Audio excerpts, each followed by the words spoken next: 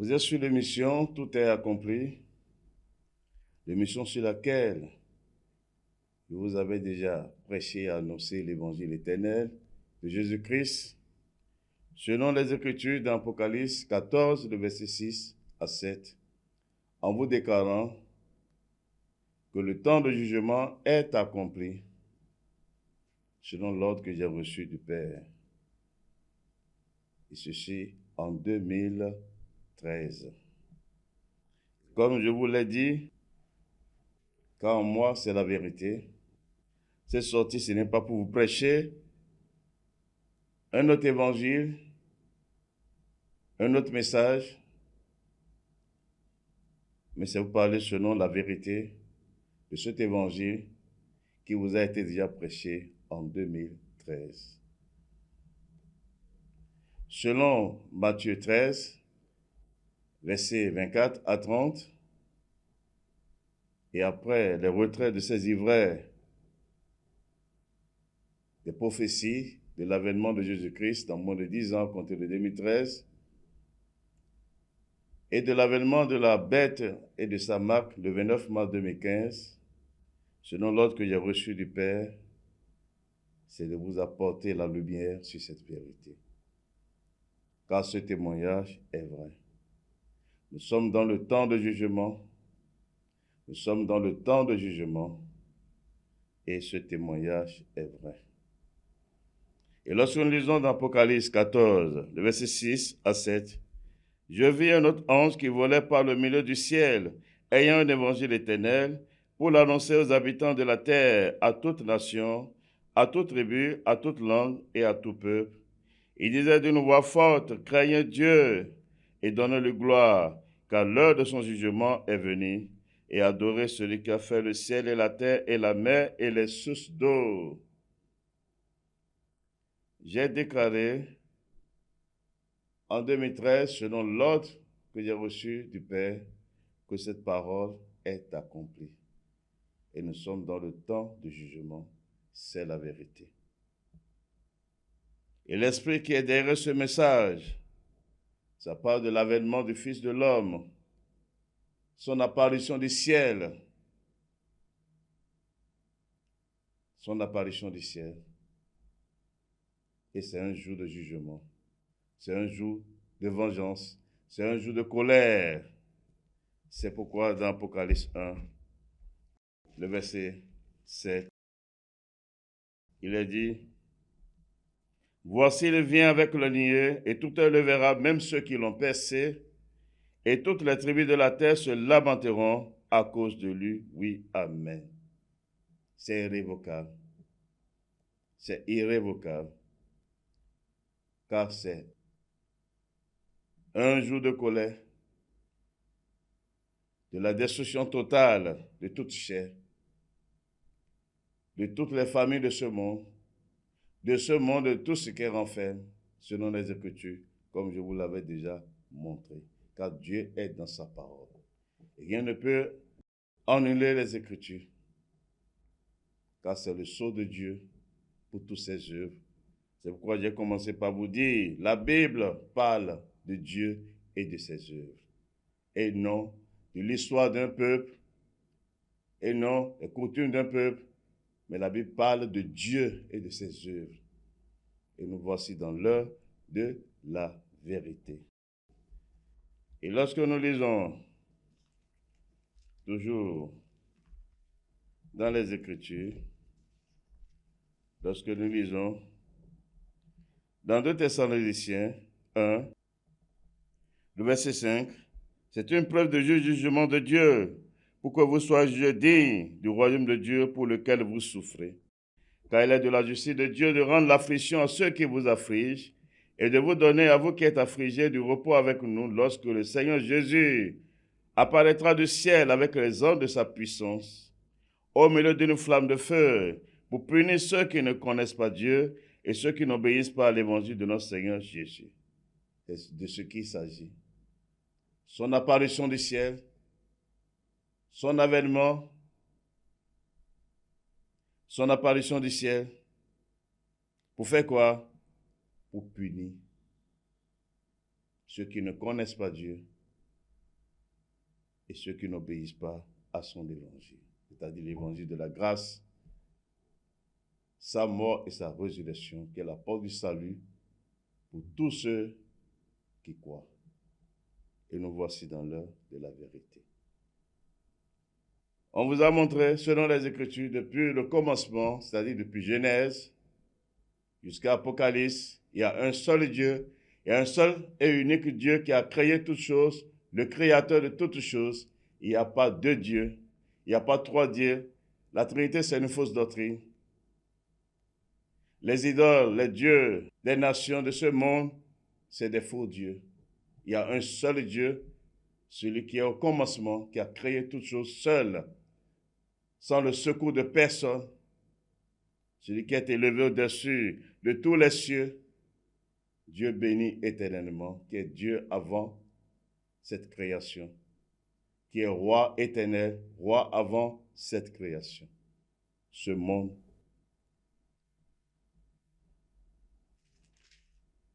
Mais lorsque nous lisons dans 1 Timothée 2, le verset 5, car il y a un seul Dieu et aussi un seul médiateur entre Dieu et les hommes, Jésus-Christ homme. Il y a un seul Dieu. Mais les Écritures ne sont pas arrêtées là. Et aussi un seul médiateur entre Dieu et les hommes, Jésus-Christ homme. Et c'est de ça que nous voulons parler, c'est-à-dire de Jésus-Christ homme, le Fils unique de Dieu, le Christ du Dieu vivant, l'agneau de Dieu.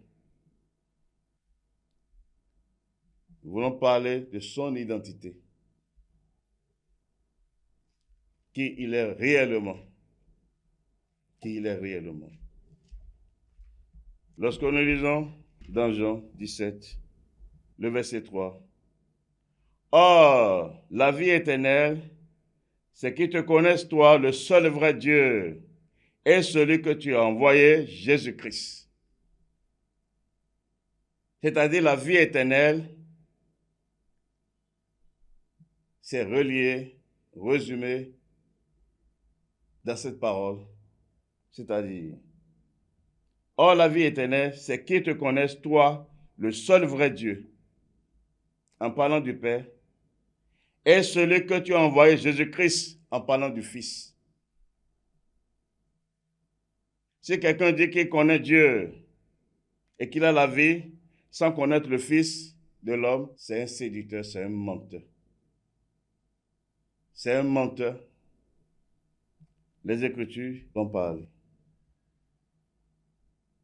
Et quand nous regardons toujours dans Jean 10, le verset 30, moi et le Père, nous sommes un. Moi et le Père, nous sommes un. C'est-à-dire, le Fils et le Père sont un. Le verset 31 va dire, alors les Juifs prirent de nouveau des pierres pour le lapider. Jésus leur dit, je vous ai fait voir plusieurs bonnes œuvres venant de mon Père, pour laquelle me lapidez-vous? Les Juifs lui répondirent, ce n'est point pour une bonne œuvre que nous te lapidons, mais pour un blasphème, et parce que toi, qui es un homme, tu te fais Dieu. Parce qu'en disant, moi et le Père, nous sommes un, ça veut dire, il est égal à Dieu, pour ne pas dire, c'est Dieu. C'est pourquoi il y a eu cette vive réaction. Mais les Écritures vont nous expliquer, car Dieu est dans sa parole. Ce n'est pas la réaction des Juifs qui justifie l'œuvre de Dieu, mais c'est sa parole, qui est la vérité, par laquelle il soutient toutes choses. Et sa parole.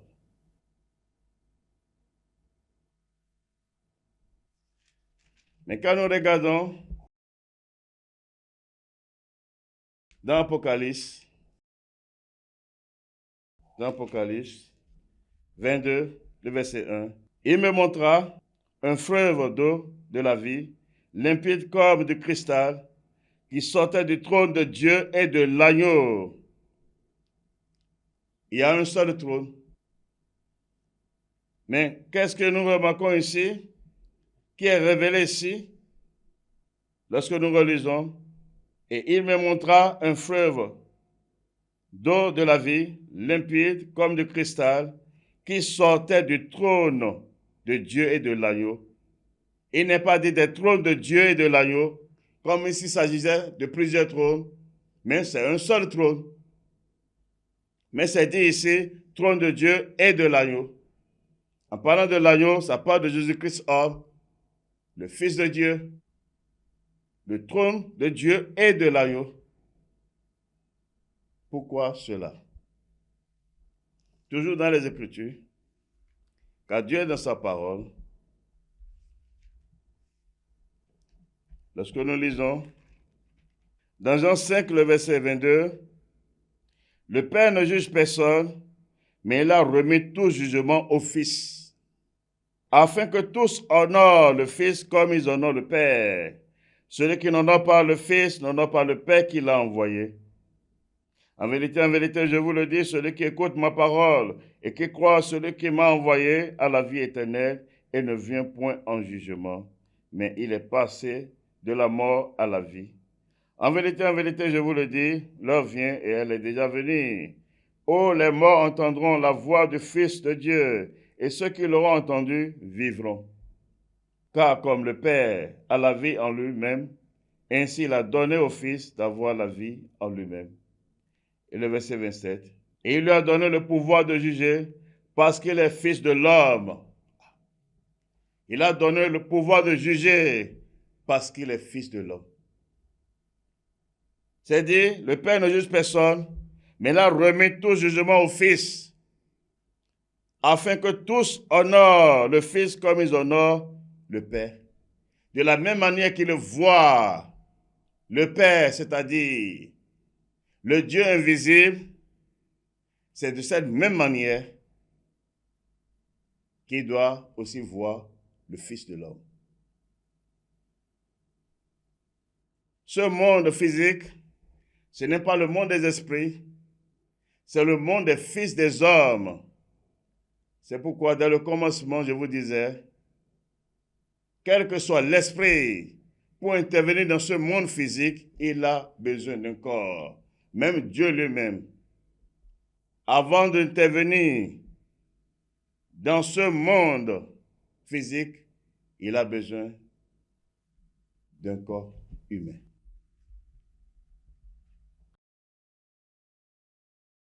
Or, qu'est-ce qui est caché derrière ceci? Le Père ne juge personne, mais il a remis tout jugement au Fils. Dieu ne se contredit pas. Dieu est dans sa parole. Après la destruction du premier monde, lorsque Dieu a ramené encore l'homme sur la terre, après le déluge, il a annoncé quelque chose. Lorsque nous lisons dans Genèse 9, le verset 1, Dieu bénit Noé et ses fils, et il leur dit, soyez féconds, multipliez et remplissez la terre. Et le verset 5, après toutes ces instructions qu'il donnait, le verset 5 maintenant, sachez-le aussi, je redemanderai le sang de vos âmes, je le redemanderai à tout animal, et je redemanderai l'âme de l'homme à l'homme qui est son frère. Et le verset 6, si quelqu'un verse le sang de l'homme, par l'homme, son sang sera versé, car Dieu a fait l'homme à son image. Ici, Dieu indiquait déjà par quelle manière il va exercer désormais le jugement sur ce monde. Et ce qu'il est en train d'indiquer, si quelqu'un verse le sang de l'homme, par l'homme, son sang sera versé. Il a dit, ce n'est pas un homme physique. Ça veut dire, il sera jugé par un homme. Et c'est ce que les apôtres expliquaient au jour de leur ministère.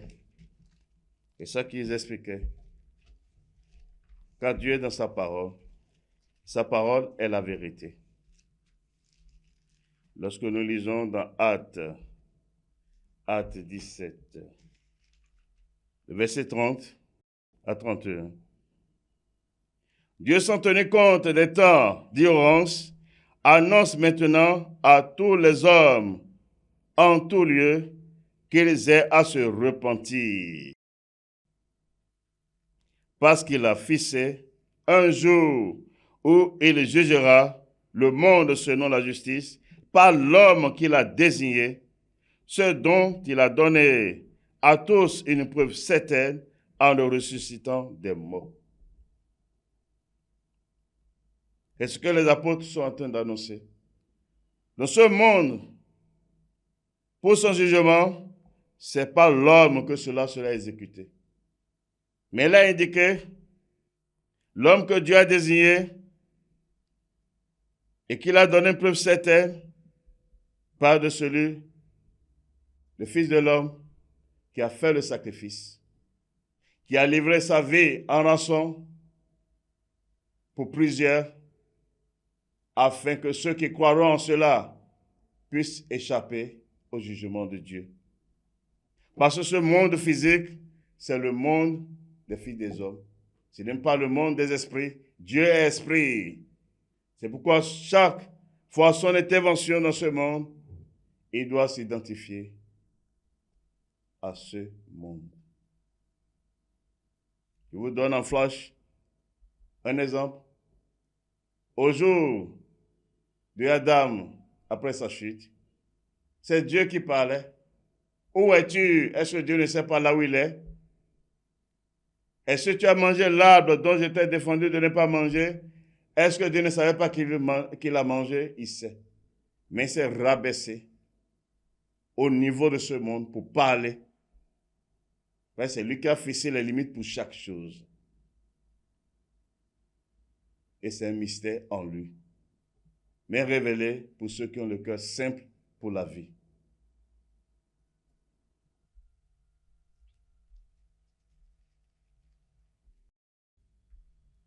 Donc, sans contredire, ce n'est pas Jésus-Christ homme,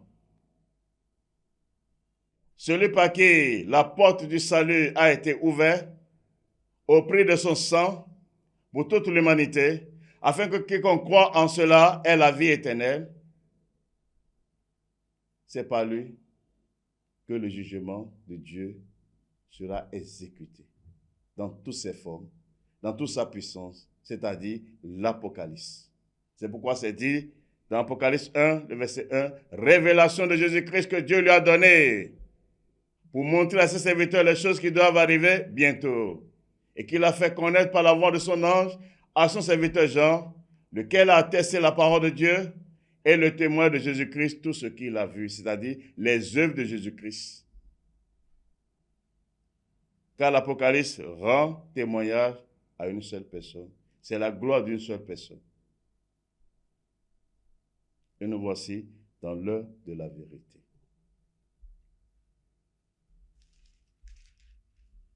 Mais nous disons, quelle est l'identité réelle du Fils de l'homme, c'est-à-dire Jésus-Christ homme? Quelle est son identité? Est-ce que deux personnes peuvent s'asseoir sur un seul trône? On dit le trône de Dieu et de l'agneau. Quel homme sur la terre peut se faire égal à Dieu? Les Écritures vont nous parler. Car Dieu est dans sa parole. Et sa parole est la vérité.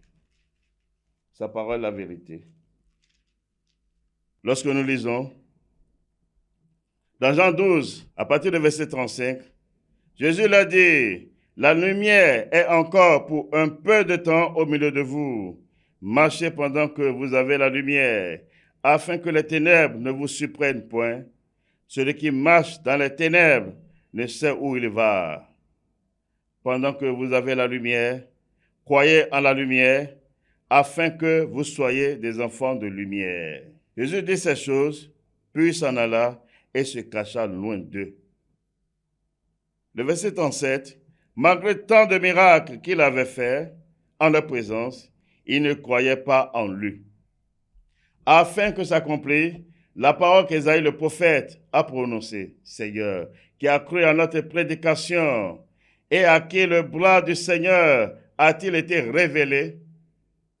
aussi ne pouvait-il croire, parce qu'Ésaïe a dit encore, il a aveuglé les yeux et il a endurci le cœur, de peur qu'il ne voie des yeux, qu'il ne comprenne du cœur, qu'il ne se convertisse et que je ne les guérisse.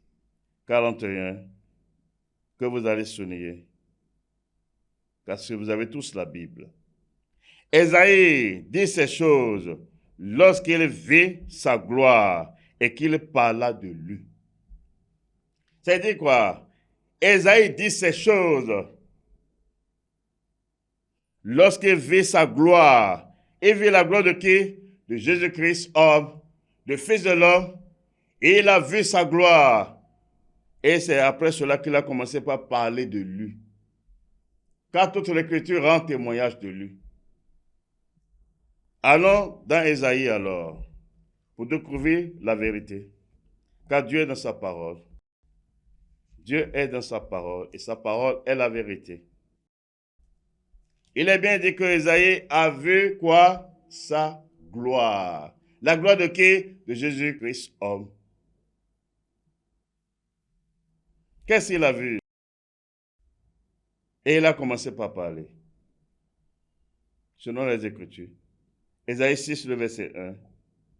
L'année de la mort du roi Osias, je vis le Seigneur assis sur un trône très élevé, et les pans de sa robe remplissaient le temple. Des séraphins se tenaient au-dessus de lui. Ils avaient chacun 6 ailes, 2 dont ils se couvraient la face, 2 dont ils se couvraient les pieds, et 2 dont ils se servaient pour voler. Ils criaient l'un à l'autre et disaient, Saint, Saint, Saint, est l'Éternel des armées, toute la terre est pleine de sa gloire. Les portes furent ébranlées dans leur fondement par la voix qui retentissait, et la maison se remplit de fumée. Le verset 5. Alors je dis, malheur à moi, je suis perdu, car je suis un homme dont les lèvres sont impures. J'habite au milieu d'un peuple dont les lèvres sont impures, et mes yeux ont vu le roi, l'Éternel des armées. Il dit, mes yeux ont vu le roi, l'Éternel des armées. Voilà la gloire qu'il parlait, la gloire que Isaïe a vue, qui est écrite dans Jean 12, précisément dans le verset 41. Car c'est la parole de Dieu. Il a vu la gloire de Jésus, ça veut dire quoi? Celui qui est assis sur le trône, c'est le Fils de l'homme dans sa gloire. Dans sa gloire d'origine, ce qu'il est dès le commencement, ce qu'il est dès le commencement, ce qu'il est avant la fondation de ce monde. C'est ça qu'il a vu. Et c'est dit quoi? C'est après ça qu'il a commencé par parler de lui, parler de ses œuvres, ses actions, ce qu'il veut faire. Et c'est ça qu'on va voir encore. Lorsqu'il a vu sa gloire, il a prophétisé sur le peuple, comme cela est vu dans Jean. Dans Ésaïe 7, le verset 14, il va commencer par ouvrir la porte de ce mystère du Fils de l'homme. C'est pourquoi le Seigneur lui-même vous donnera un signe. Voici la jeune fille deviendra enceinte. Elle enfantera un fils et elle lui donnera le nom d'Emmanuel.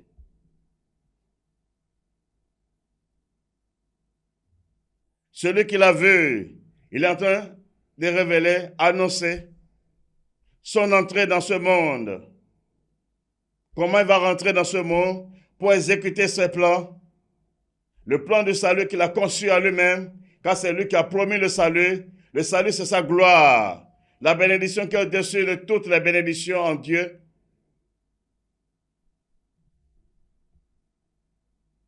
Il a commencé par annoncer. En parlant de la jeune fille, ça parle de la Vierge. Mais il dit, elle deviendra enceinte.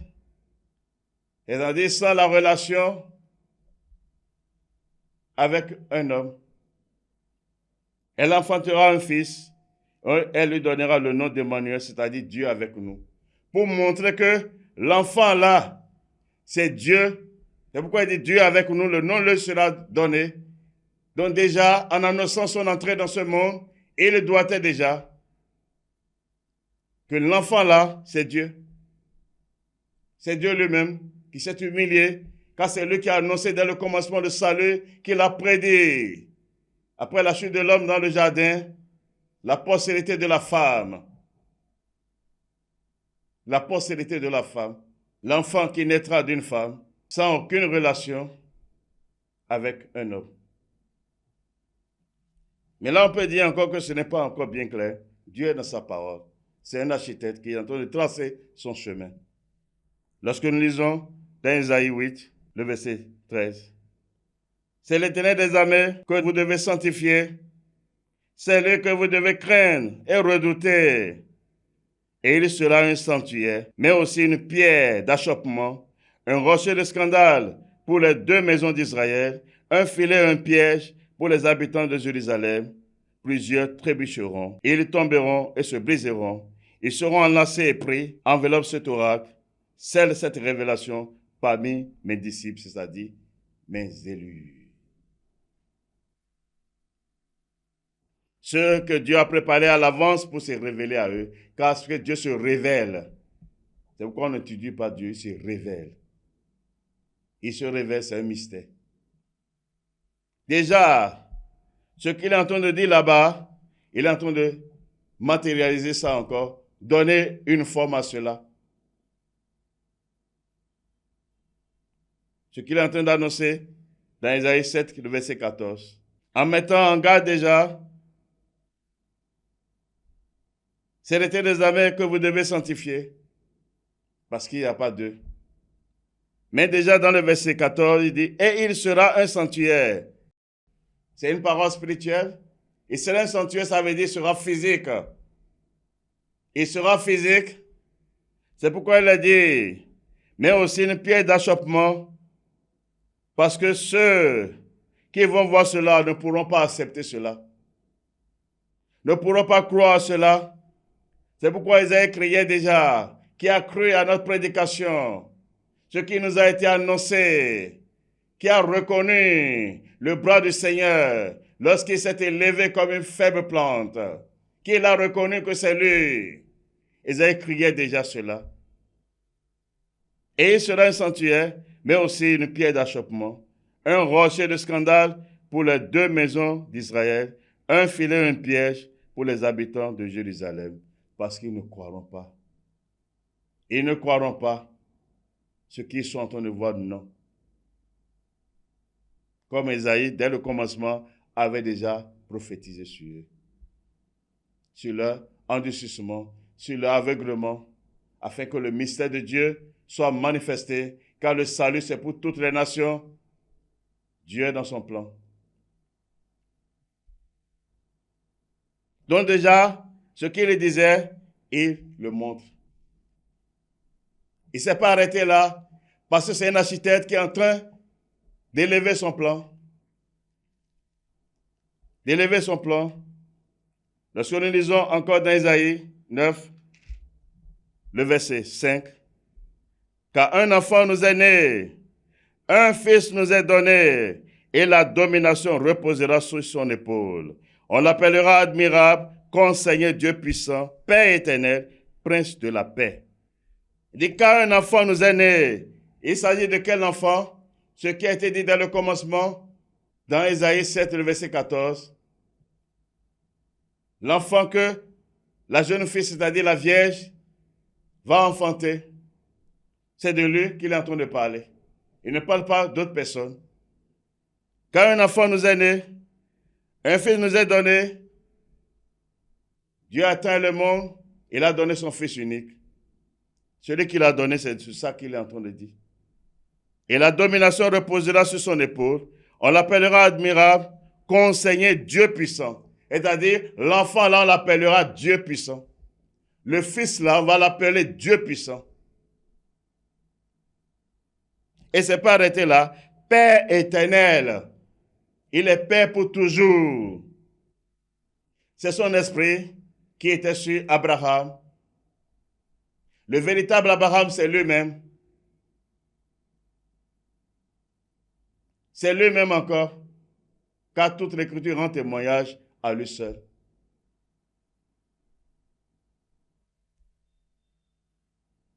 On va l'appeler Père éternel, Prince de la paix. L'enfant là, le fils là, on va l'appeler Père éternel. C'est ce qui est écrit. Toujours dans son plan, pour rendre manifeste sa volonté. Toujours dans Isaïe 35, le verset 4. Dites à ceux qui ont le cœur troublé, prenez courage, ne craignez point. Voici votre Dieu. La vengeance viendra, la rétribution de Dieu, et il viendra lui-même et vous sauvera. Alors s'ouvriront les yeux des aveugles, s'ouvriront les oreilles des sourds. Alors le boiteux sautera comme un cerf, et la langue du miel éclatera de joie. Car des eaux jailliront dans le désert et des ruisseaux dans la solitude. Il est en train de parler toujours de celui qui veut venir, celui qui veut l'envoyer pour le salut, la délivrance. Il dit, viendra lui-même et vous sauvera. C'est-à-dire, c'est Dieu lui-même qui va venir, selon les Écritures. Ce n'est pas qu'il va envoyer quelqu'un d'autre. C'est pourquoi il dit, et il sera un sanctuaire. C'est Dieu lui-même qui sera un sanctuaire, qui sera physique, dans un temple humain, dans un corps humain, pas un autre. Celui que Isaïe a vu dès le commencement, c'est lui, qui est assis sur son trône dans toute sa gloire, qui rayonna de gloire, c'est lui qui s'est rabaissé, humilié, pour se rapprocher des fils des hommes. Donc c'est lui-même qui va venir, ce n'est pas un autre. Ce n'est pas un autre, c'est lui-même. Et il ne va pas s'arrêter là. Toujours dans Isaïe, parce que c'est Isaïe qui a vu cette gloire selon les Écritures et qui a commencé par parler de son plan. Lorsque nous lisons dans Isaïe 40, le verset 3, une voix crie, préparez au désert le chemin de l'Éternel, aplanissez dans les lieux arides une route pour notre Dieu. Que toute vallée soit exaucée, que toute montagne et toute colline soient abaissées, que les coteaux se changent en plaine et les défilés étroits en vallons. Le verset 5, alors la gloire de l'Éternel sera révélée, et au même instant, toute chair la verra, car la bouche de l'Éternel a parlé.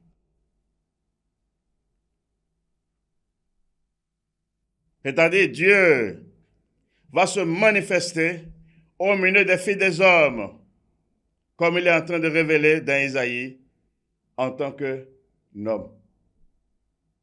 En tant qu'homme. C'est pourquoi déjà dit préparer la route pour lui.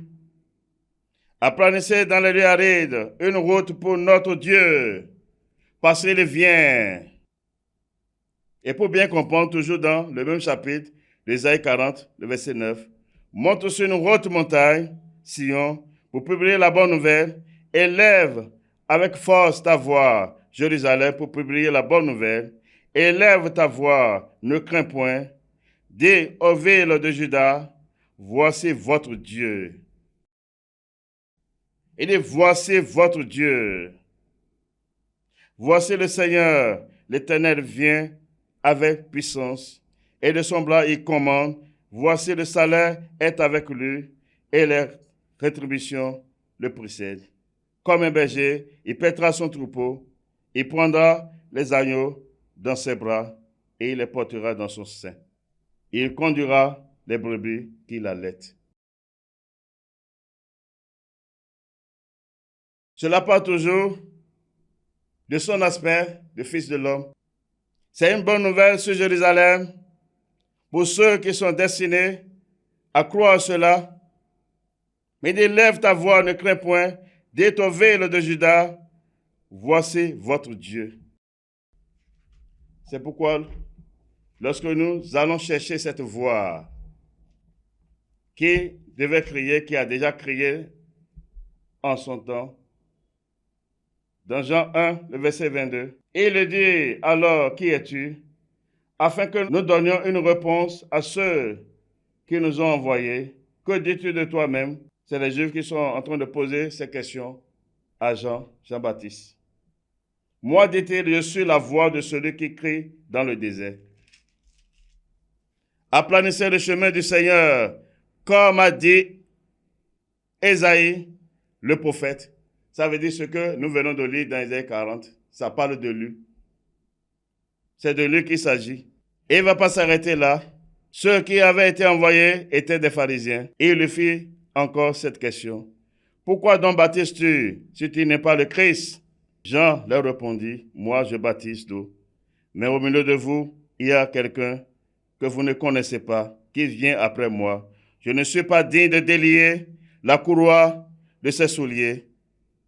Car il savait celui qui, et là c'est un prophète, et il savait que c'est le Dieu, comme Ésaïe l'a annoncé. La preuve, il a fait référence à Ésaïe pour donner sa position dans son ministère.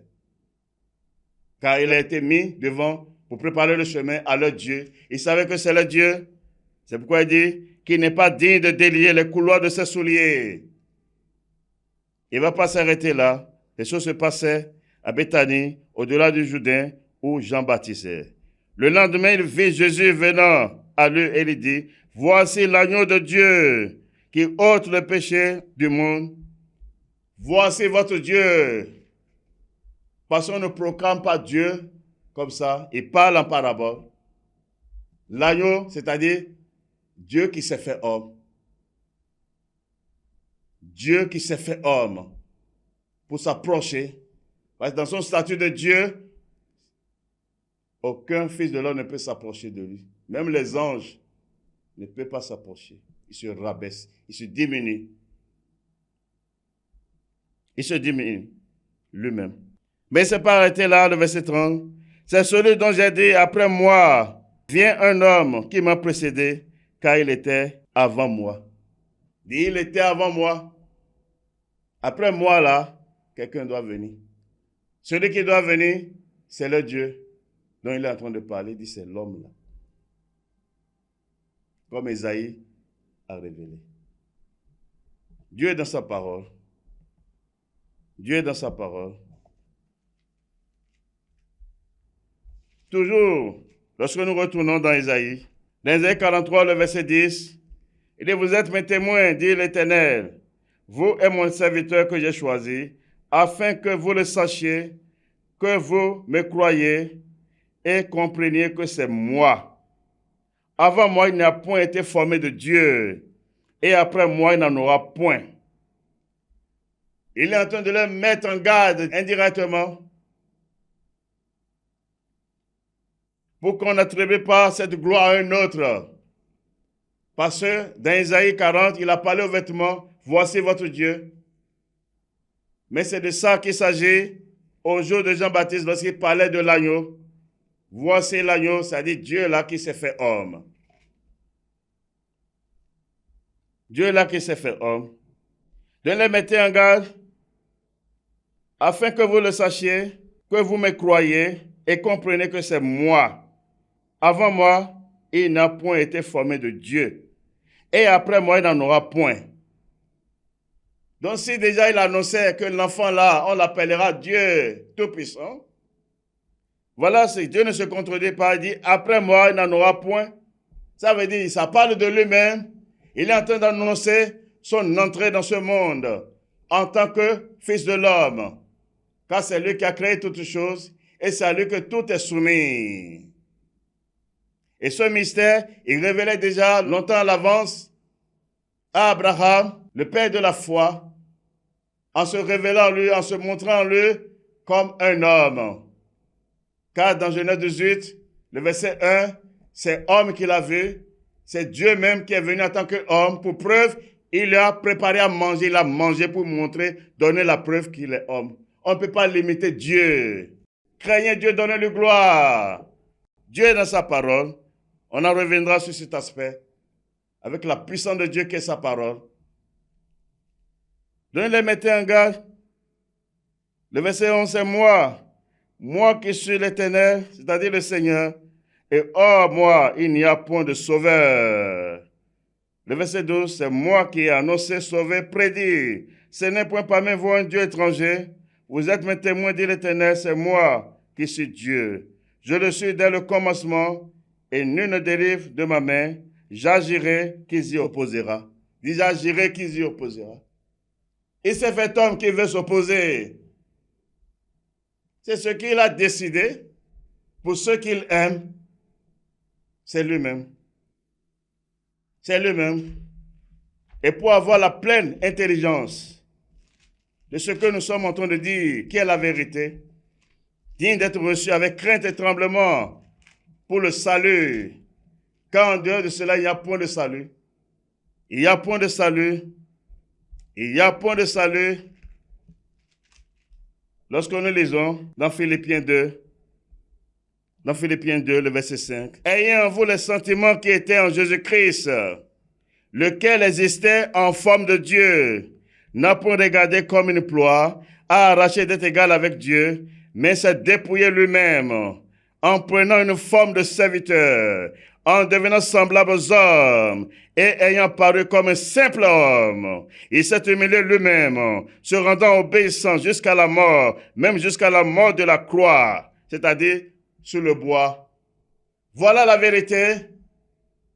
Il dit, il agira qui va s'opposer. Malheur à celui-là. Jésus-Christ, homme, c'est Dieu lui-même, le Père qui s'est fait fils, le Père qui s'est fait fils de l'homme, lui-même qui s'est fait agneau pour le salut, pour la gloire de ceux qui le craignent, parce qu'il est un Dieu humble. Il est un Dieu humble. Il a un plan derrière tout cela. C'est dans la parole. Donc c'est bien dit, ayez en vous les sentiments qui étaient en Jésus-Christ, c'est-à-dire Jésus-Christ homme, lequel, le verset 6 que vous allez souligner sur vous, lequel existant en forme de Dieu, c'est-à-dire au commencement il est Dieu. Oh, il y a un seul Dieu, il n'y a pas deux dieux. Selon les Écritures, auprès du véritable Dieu, il n'y a pas un autre Dieu. Dieu ne se contredit pas. Il y a un seul Dieu, lequel existant en forme de Dieu, n'a point regardé comme une proie à arracher d'être égal avec Dieu. Quand il prend la condition humaine, il s'identifie au Fils des hommes.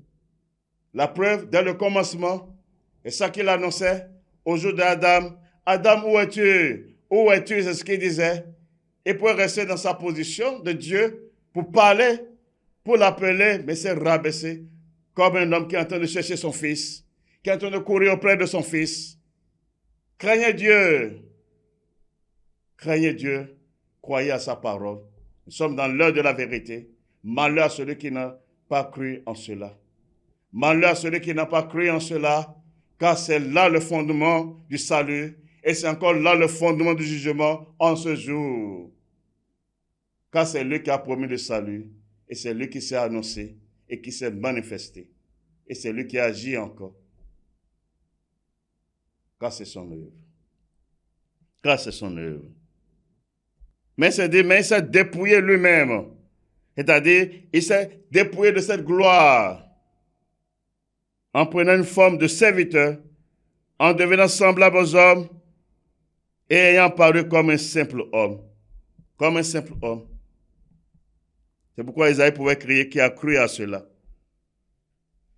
C'est pourquoi vous allez voir au jour du Fils de l'homme au milieu des Juifs, au jour du Fils de l'homme au milieu des Juifs, dans Jean 8, le verset 12-9, il lui dit donc, où est ton Père? Jésus répondit, vous ne connaissez ni moi ni mon Père. Si vous me connaissez, vous connaîtrez aussi mon Père. Et dit, si vous me connaissez, vous connaîtrez aussi mon Père. Parce qu'il n'est pas différent du Père. C'est le Père même, selon les Écritures, qui s'est annoncé ainsi.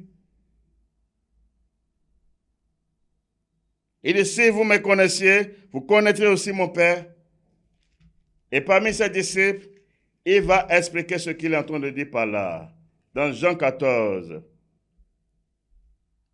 le verset 6, Jésus lui dit, je suis le chemin, la vérité et la vie. Nul ne vient au Père que par moi. Il n'a pas dit nul n'aille au Père.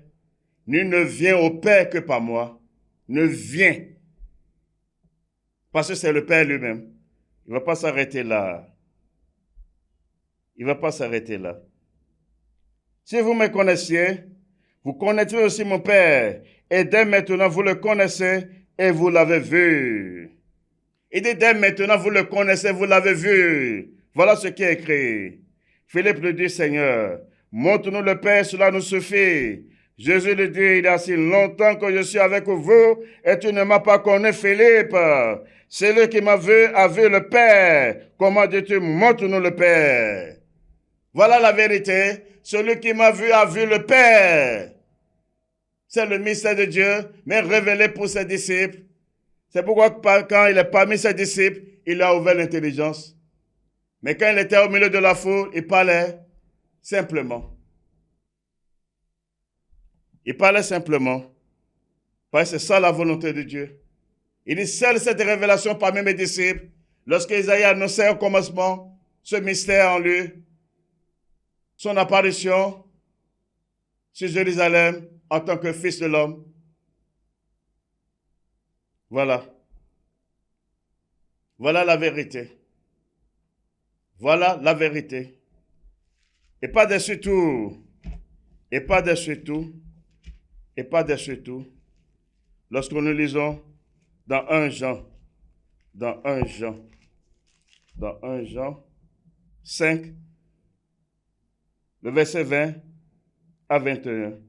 Nous savons aussi que le Fils de Dieu est venu et qu'il nous a donné l'intelligence pour connaître le véritable. Et nous sommes dans le véritable en son Fils Jésus-Christ.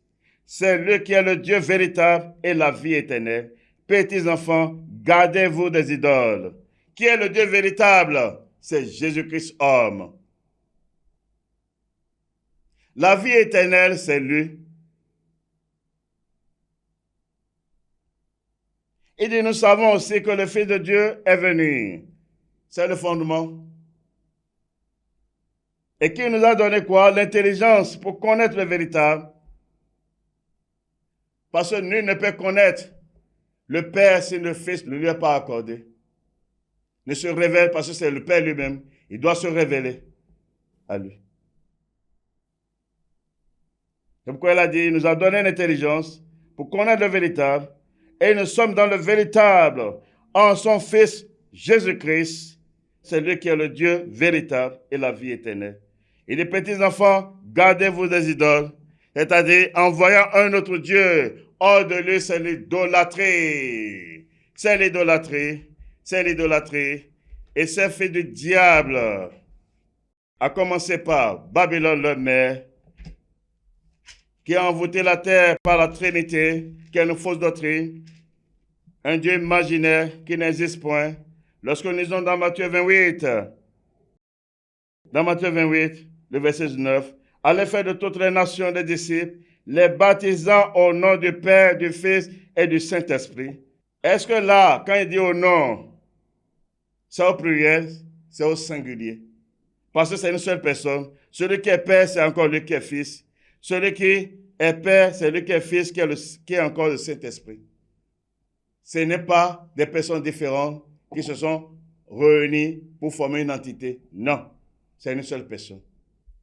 C'est pourquoi vous parcourez toutes les Écritures, vous ne verrez jamais Dieu le Fils, mais vous allez voir Dieu le Père.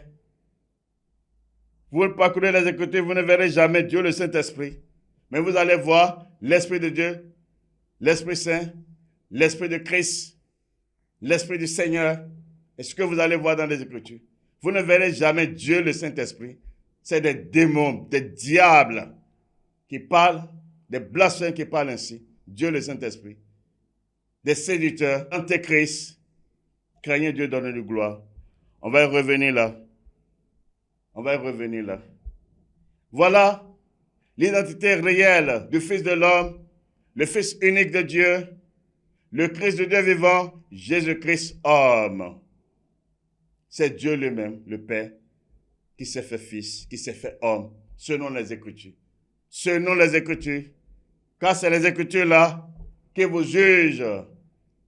Car c'est l'épée de Dieu. C'est les Écritures-là qui vous jugent. En dehors de la Bible, il n'y a point d'autre vérité qui parle de véritable Dieu, qui parle de ses œuvres, qui sont saintes, et personne ne peut s'y opposer. Il dit, il agira, qui va s'opposer parce qu'il est Dieu. Et plus fort encore, nous sommes dans son jour. Et ça a déjà commencé. Craignez Dieu et donnez-lui gloire. Craignez Dieu et donnez-lui gloire. Voici l'identité réelle du Fils de l'homme, Jésus-Christ homme. Le Fils unique de Dieu, c'est Dieu lui-même. Celui qui est au commencement Dieu, c'est encore lui. Ce n'est point un autre. Ce n'est point un autre. Que celui qui a d'oreilles pour écouter, écoute. Que celui à qui il a été donné de comprendre, comprenne. Nous sommes venus à la fin de cette émission.